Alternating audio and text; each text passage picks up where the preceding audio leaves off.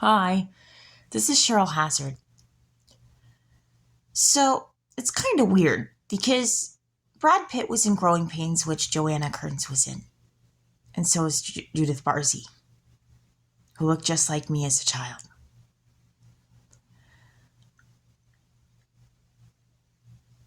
And then is the woman he married, he's now divorced to, Angelina Jolie, was in Girl Interrupted, which Joanna Kerns was in, and so is Ray Baker.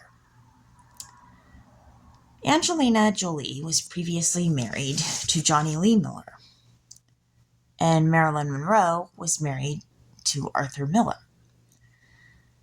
Marilyn Monroe's real name was Norma Jean Baker.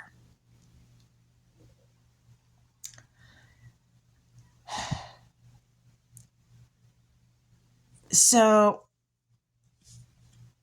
this leads to the possibility that the Kerns family could know something about. God, my nose is suddenly itchy. Sheesh, that itchy.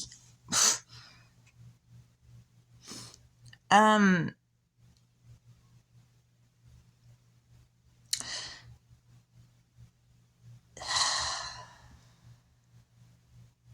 this is really hard. I've got a migraine and I've been sick, so my brain is just like, no. And there's a lot to this. Um, so the Kerns family could know something more about the Marilyn Monroe thing.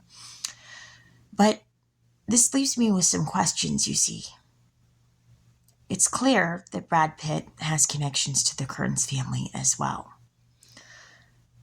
But then why would he go do something to hurt Angelina on a plane and go after his kids?